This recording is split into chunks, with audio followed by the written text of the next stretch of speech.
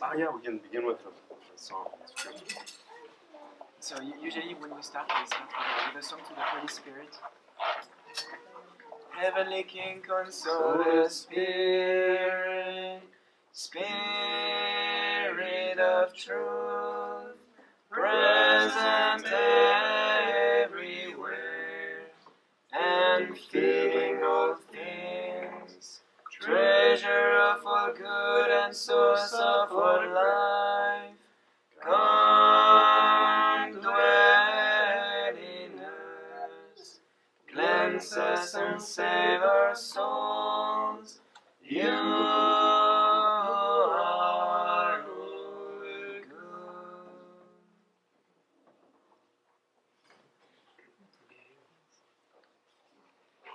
So we'd like to sing. But I don't know, there's different ways, I guess, of speaking about. I don't know, we thought we'd tell a little bit about ourselves. And then you guys can ask questions or tell us to sit down. But we're missionaries, that's true. The liturgy is also very important to us. We celebrate it in a way that's a little bit different than what most people are used to, even perhaps in this parish are used to, because we've let ourselves be very influenced by the Byzantine Rite. So even though it's still the Novus Ordo, it's still what most people would see in the parish, but it's with heavy influence from the Byzantine Rite, the icons, sort of iconostase thing, and lots of hymns and things like that. Three voice singing. Three to four voice singing, yeah. And then we're missionaries. So I don't know. I'll let another brother talk about missionary stuff. It's true that as Cameron said, the heart of our life is, as monk, is prayer. So we spend a lot of time in the church, in our chapel. We have a little chapel not very far, 30 minutes from here, where we spend lots of time in prayer. We say Mass every day. And from this experience of prayer, then we also, as we are in the tradition of the Dominicans, a beggar order, we very concretely, some days of the week we go and we ask for food, knocking on people's door and asking for a little something to eat for the lunch, and so this is a way not only to eat, of course, but also really to be. It's like a prophetic sign of Jesus himself, who is knocking at the door of our heart, and who says, "Can you let me in? Do you want to let me enter into your heart? Do you want to love me?" And where we see Jesus really as a beggar himself, is he would never force anyone to love him, but pretty much the opposite. He comes in a very humble way, and so this is really the desire to be missionaries, but like very little brothers. We try to be in a humble way, and so it's a program. But the fact to be sent like that, knocking on people's door, it's like a reminder of us also that we are to be very, very humble. And so this is one way for us to be missionaries. And we are sent 2 by 2, like Jesus when he sent the apostles 2 by 2 in the gospel, because it's also a big part of our life is the community life, and the testimony of our life is that we are able to live together, even if it's not always easy to live together in a community. And this testimony of the love we have for one another, we give it when we go in mission 2 by 2. And for the community life, we have a very great help with a little motto that we have in the community, which is, "Wounded, I will never cease to love." Because we are the community of the Lamb, like Jesus, who died on the cross. It's what we just prayed upstairs in the church. And he gave his life for us, and we are sinners. We don't love Jesus as much as we should, and he gives back love and life. And he's the one who is wounded and who never ceases to love. And our foundress, little sister Mary, she had that very heart, very deep, strong in her heart, that we should live this mystery of the Lamb, this mystery to give when there is hatred, evil, to give back love, life, and joy. And that's why we have this motto to help us in the community life and to try to give this testimony in the neighborhoods where we live. Mostly we choose to live in poor places, in poor neighborhoods. That's why we are in the inner city, in Kansas City, Kansas, and in many other places in the world. We love to live poor with the poor. It's simple because we are spoiled. The people give us a lot of food and everything that we need. You say that we built the monastery by ourselves, but it's we built the doors, we built the furniture, we will paint, but the big work is done by companies and thanks to the generosity of the people. I thought also because it's Lent, and we are part of the Dominican order, as you said, and our spiritual father, we have a foundress who is a little sister, but our spiritual father is a Franciscan, and Saint Dominic and Saint Francis are our fathers. And it's very interesting to know that Saint Francis, when he started his life with some young men who joined him, he didn't call his group the Franciscans, because he's very humble. He called them the penitents of Assisi. It was just for him to try to live the gospel, to live a Christian life, and to do penance, because we are unworthy, we are sinners. And that was the first name of the Franciscan, the penitents. And I thought, when we enter in religious life, like the sisters, the families and the friends, they say, what, you give up to have a wife, you give up to have a family, you give up this and this, and they don't always see that, yes, we give up things like in Lent, but it's for the love of Jesus. And this, we don't think about all the things we give up. And I think it's also the meaning of Lent. We try to give up little things, but it's the important thing is not the chocolate or the coffee or the iPhone. It's Jesus. And I think the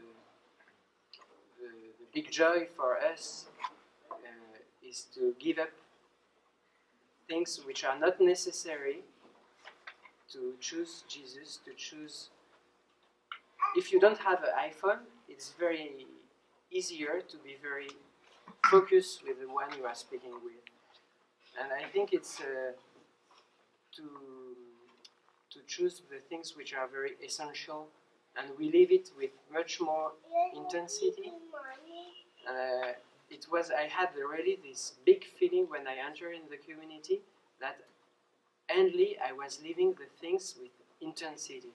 And I hope it's still the case, but I forget how it was before. But I think it's... And there is also, as in every religious life, there is a very easy way for us to do penance, which is,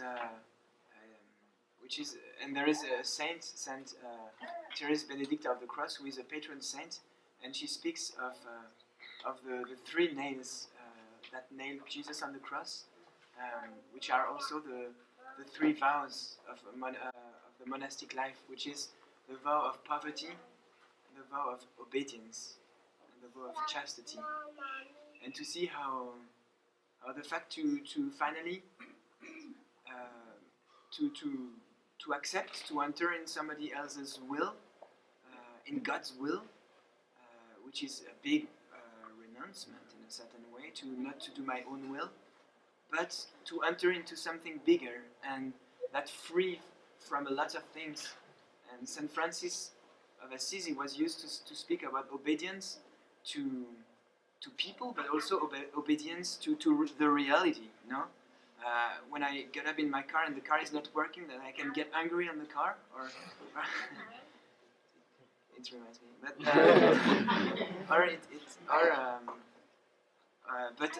or I can be just obedient to the reality and try to be humble in this situation.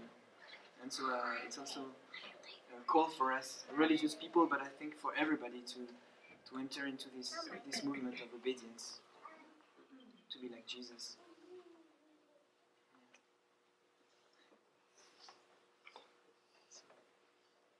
You can ask questions or tell us to sit down. Little brothers, can you tell us a little bit more about the origins of the community of the Lamb and how it came about?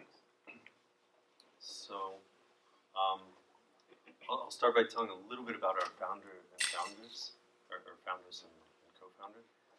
Little Sister Marie, she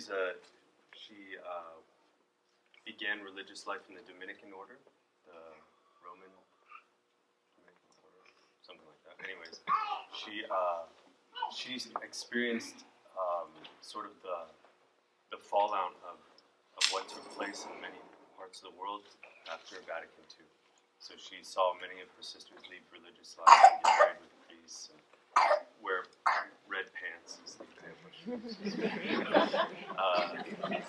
And so she was experiencing that, and she didn't, and she saw church chapels and her convents being changed into meeting rooms and things like that, and so she was like, but I don't feel called to go in this direction. I feel called to more prayer and a life of simplicity and poverty. And so her superior encouraged her in that way. And so she went to a little town called Vézelay in France, where there's a big basilica and like 30 houses. and at that time, the charismatic renewal was beginning in France, which had come from the United States. And so it was taking place in Paris and then in Vézelay. Probably other places as well, but those were kind of like the hubs.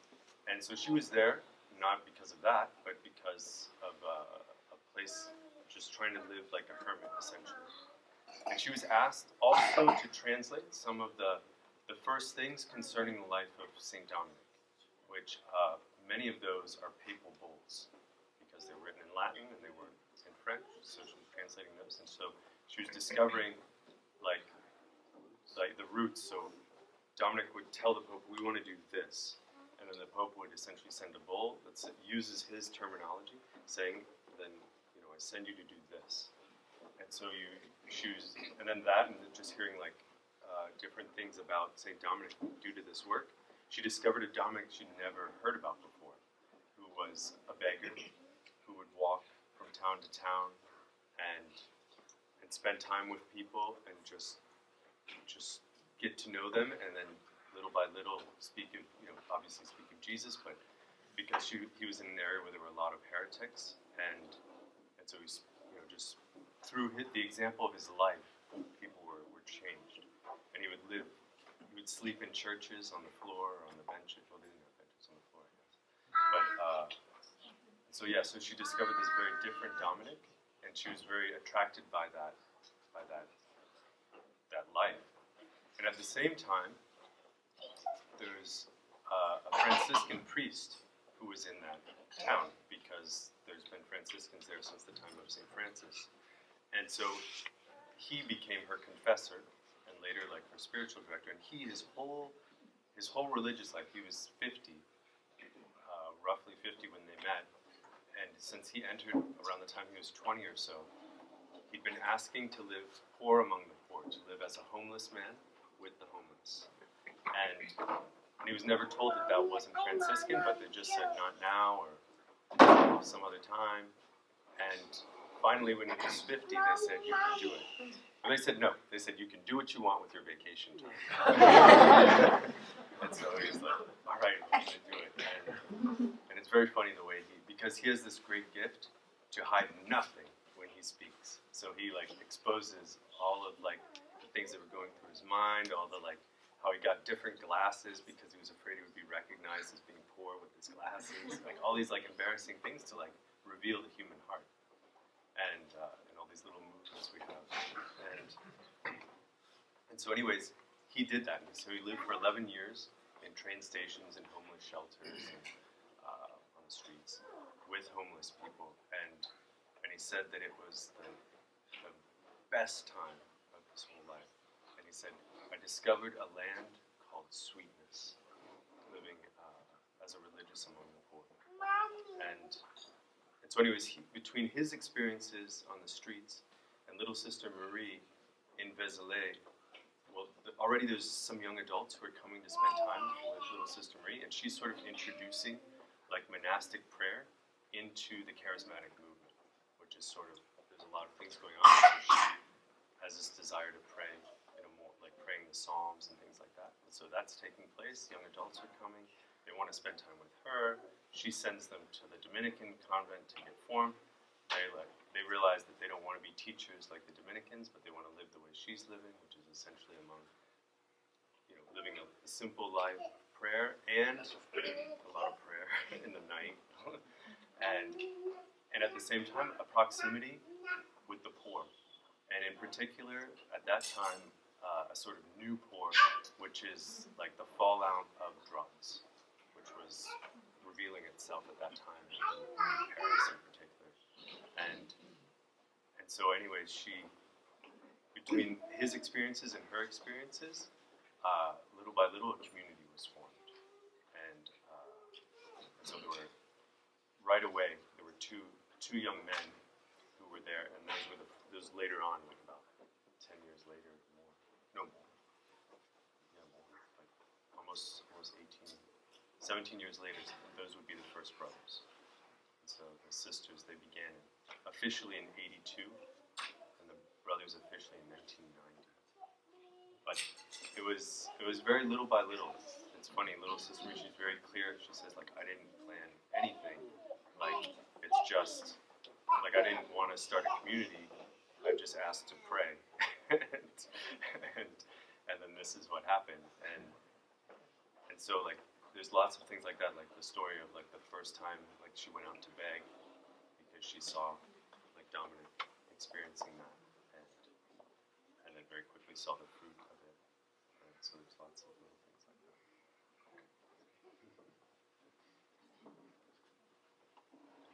What is the responsibility to the local community where you guys are?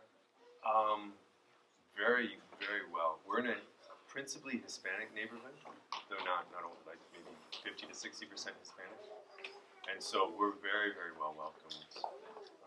And in the neighborhood, when I say the neighborhood, I mean like maybe 15 or 20 blocks in any direction. It's almost impossible that we not go into someone's home when we beg, because like they've seen us walking, they've seen us somewhere, and so they're like, come in, and they want to feed us and talk. Even in Chicago, we came back hitchhiking from Chicago in January, Clement and I, and we were in a rest area to ask for a ride, and we met people from our neighborhood.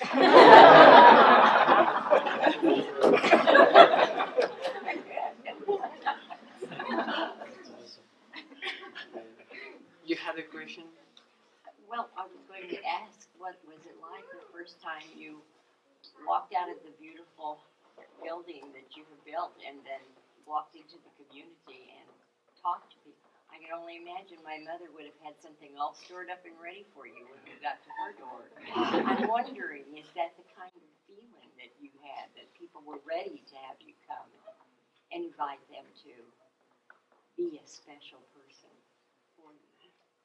I remember one day we were going to be, because when we travel from one city to another city in Europe, we usually hitchhike just because it's a beautiful way to meet people and first when I started like that in the morning, I thought, how is it possible?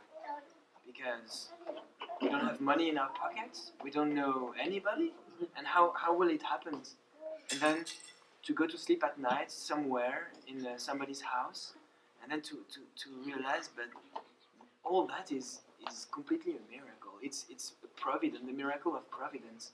To see how God is such a loving Father that He brings everything at the right moment, the right persons who maybe the person who needed to listen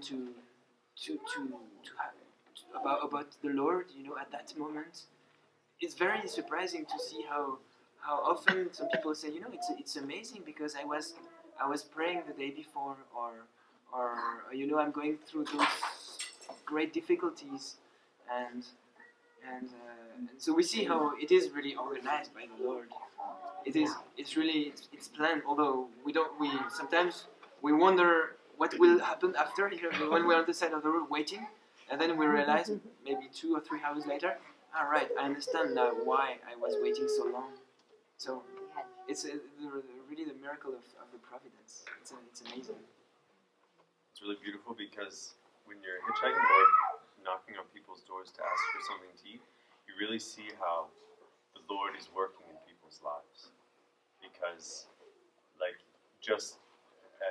it's this sowing movement that Jesus speaks of. The sower sows the seed, and it's really like that because you meet someone, and they explain this happened to me, and then this, and then I saw you guys, and so I decided to open the door. It's like God is touching the person so that they're ready for this moment to prepare them for the next one, and so it's very beautiful to see that. I mean, it's the same with everybody, but you kind of when you're in someone's house that's never seen you before, and they're fully conscious that God put this together, and they're like, why did you come to this door? You realize this just happened. It's like, no, we didn't know that. But God did. Or the same thing when hitchhiking, because they choose to pick you up, and so there's something going on there, and so they sort of reveal what they can see of it at times. Recently, for example, I was with Clement, and we went because we are in process of construction of a little monastery. So we went into companies to ask for material, like wood or things like that. And then we stopped in one company, and it was not planned. We didn't plan to go there. We saw that, and so we stopped. And the man, when we asked to see the manager, and he said, "Come on in." When he saw us, he was very surprised. He said, "Sit." And then we explained what. And then he said, that's funny because this morning I was searching for a church to send because I have a donation. I wanted to make a donation to a church. And I was looking for a church, which church I could give it to you, and you come here, so here it is for you. It was really, and then he asked us to sit down and drink 1 hour and 1 hour, I think, or maybe more, an hour and a half. He had plenty of questions, always with questions. So that's how the Lord does. It's amazing to see. Tom. Yes. You speak about obedience. Father Carney last year talked about obedience, and when he's doing his walks, he prays rosary, and that helps keep him focused on obedience. In fact, I went up there with him to walk with him, and it was really cool what happened during that time. And then also I met a guy named Gregory who was on a 150 shrines to our Blessed Mother across the United States. And so, he did a figure 8 in the United States to 150 shrines to our Blessed Mother. And some of those were monasteries, different. I can't remember what all they were. Monasteries, but he shared with me about 3 hours of his obedience, being obedient. He said that, for example, a priest giving from New Orleans, or maybe it was a bishop giving a map to get to New Orleans, and he was at this one area, and he said he went here, and I said, well, hold on just a second, you went north instead of going south. And he said, yeah, I was being obedient. I said, well, I'm thinking to myself, I wouldn't have been obedient. Because it was hitchhiking. He was begging for food. He couldn't. He had these rules of engagement, on this obedient trip, and I would have, I definitely would have had a difficult time wait for that light for 45 minutes to get to turn red for him to cross, I would have crossed. You know? So Father Carney prays the rosary. Gregory, he prayed to the, he offered it up to the Immaculate Heart of Mary. That was his, to keep him obedient. So I asked, what's your secret to, what's your prayer, what's your devotion, to keep you obedient? When you come in those times when you're in the car, it doesn't start, you want to bang on the steering wheel a couple times, but it keeps you focused to be obedient. Nice. We have a very special, I don't know if we can call that a devotion. It's what we call the mendication. It's that we take the gospel, for instance, the gospel of the day, and we repeat many times. It can be 100 times each verse of the gospel. A little bit like the Hail Mary. It's a repetition of some verses of the gospel. We do the same for the gospel of each day. We sing it at the office. We sing it. We mendicate it 3 times together. We sing it all together, and we love to ponder the Word of God like Mary, because all the examples she gave, it's with the Virgin Mary. She pondered the Word of God in her heart, and it's what we try to do with the Gospel, to repeat each verse many times and to keep the Word. And if we keep the Word keeps us. And for little Sister Mary, our founder, this is the most important thing, is to keep the Word. That's what we try to do. And I think when we are like that at the school of the Virgin Mary, she's the one who is obedient. So she helps us. I think it was the Fatima. It was the Maria Lucia Fatima, Immaculate Heart of Mary. He kept repeating that because he was on his walks. He was offering things up to the Immaculate Heart of Mary. So what's your best hitchhiking story?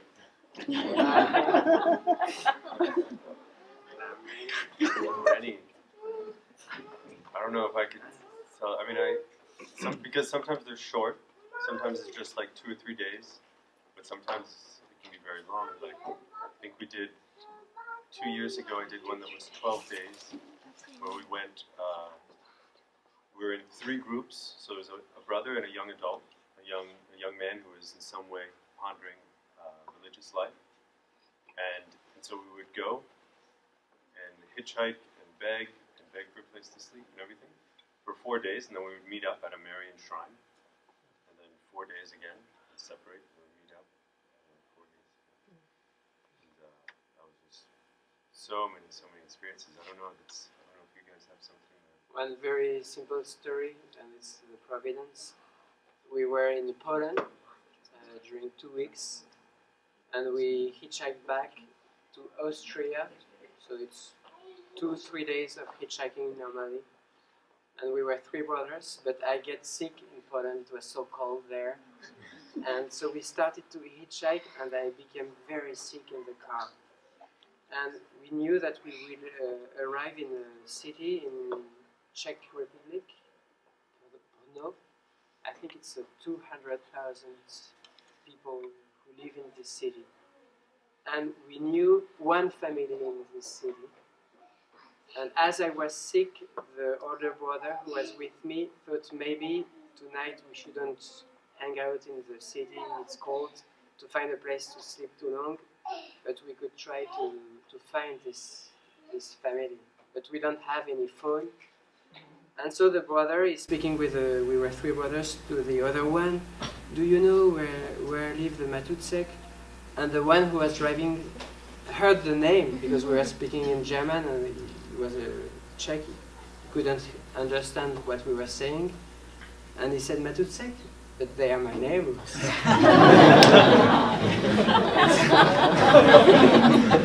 And we had ready to go to the airport.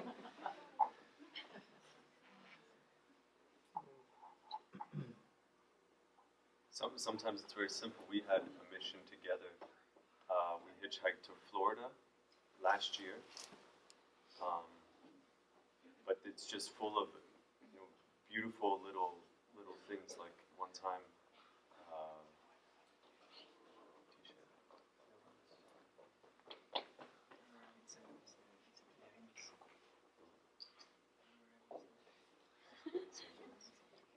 Oh yeah. So there was one. So it began in St. Louis, where that's right. Now I understand. Okay. So someone picked us up, and it was unique. We don't normally do this, but it was two guys, two Mexican men, and they said, "Look, we can take you, but we're in two cars because we went to Kansas City to buy a car, and now we're coming back in separate cars." And seeing the situation, seeing them, we were like, "No, I guess that's fine. We can do that."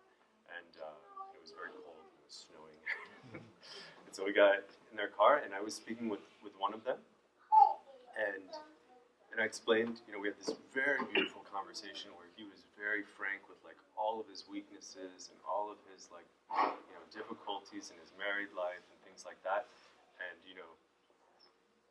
and all of the sort of like false devotions that he has, from a certain aspect of his Mexican heritage, and it's just really complicated, but at the same time, like so beautiful that he was able to like open up, and at the same time, like ask for help in these things. So it was like an extremely deep conversation the whole time. And then towards the end, as we're getting closer to St. Louis, like I was like, we're gonna have to ask for a place to sleep tonight. Like, and I was like, I don't know if you could help. He's like, yeah, I was kind of thinking you were gonna ask. and I was like, no, I mean, I can understand. And he's like, I would, but my wife is really against the church, and I don't think that's gonna be good. And seeing like our present moment in our marriage, I don't think that would go over well.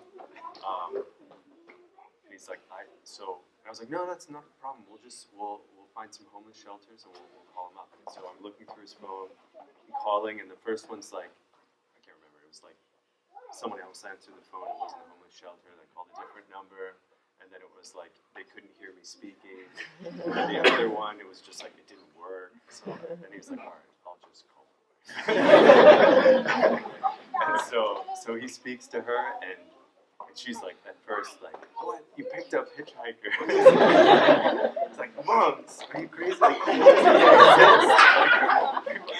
Mom's not hitchhiker. So like, she looks on our website and gets like reassured, and so she calls back, and she's like, okay, I guess.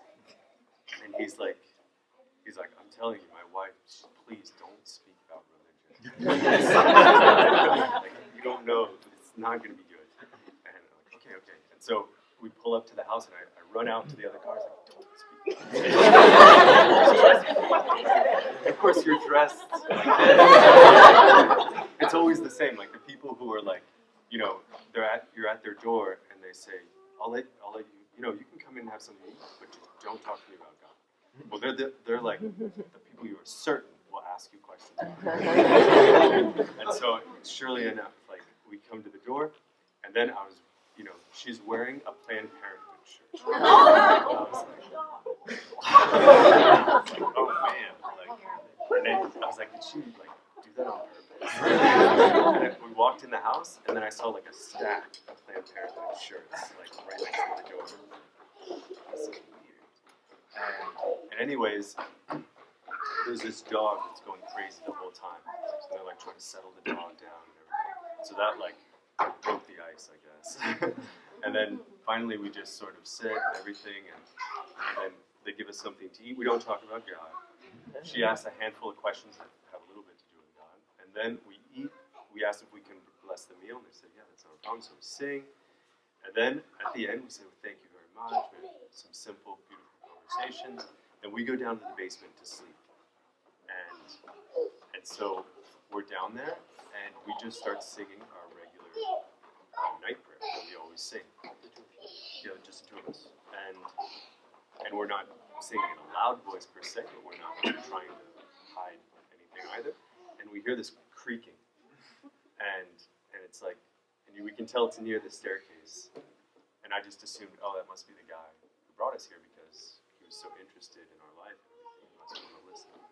And then the next morning, she brought us to Mass because he had to leave early or something. And so she told us, like, oh, I went and I listened, and then he had told us that she had had a miscarriage, and that was like a huge wound for her. And so we told her that we would pray for her, and she was very thankful for that. He gave her a miraculous healing, and she was like, wow. this is great. And so, I don't know that she didn't tell us that she had listened to us praying, but it was the next day he called just to make sure. Sometime later he called to like see if everything was okay. And he said, you know, my wife, she can't stop talking about you guys. She goes to work and she's telling everybody about you. She's so excited. She was listening to you pray. She found it so beautiful. So that was one thing. And it's difficult most of the time. It's very difficult to know, but because and even to talk about it, because we speak with a person and very often we could tell that, especially at the end when we sing the blessing, very often we see that the person is maybe sometimes shedding a tear, and we can see that people are moved, and we don't know the story, we don't know what's going on, but we just know that the Holy Spirit was.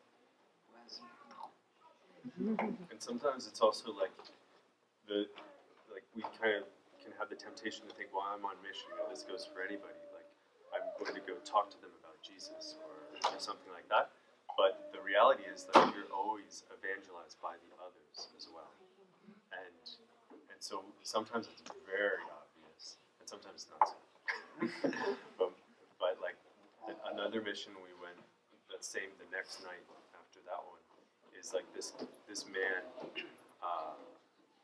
invited us into his home at like 12 o'clock or 1 o'clock at night. Like we were at a rest area and he was working there and he's like, I'll just take you to my house. And he spoke to his wife and she was fine with that. And we basically spent like 2 hours, each person in the room, you know, all 4 of us, just sharing how God like entered into our lives. And they had like very intense stories. You know, like she was like walking and then she didn't know anything about God. She grew up because her parents were hippies. And then she's like, she just said something like, God, I don't want to offend you, but if you exist, like, could you just let me know? I'm sorry if I'm offending you or something. and then sure, I think she basically, like, I can't remember the whole thing, but essentially, like, she heard God's voice. And she spoke with God for like an hour. And then she came back to where her husband was. They were like renting a cabin or something. She's like, I'm sorry I'm late. It's like, that's not a problem. Like, but I have something important. I've been talking to God. And he's like, do you want a sandwich? And then he gives her a sandwich and they talk about this and they're both like, you know, transformed. So, we have a blessing that we sing. And then St. Francis really loved. And Aaron. The Old Testament. May the Lord bless you and keep you. May the Lord make his face shine upon you and be gracious to you. May the Lord lift his countenance upon you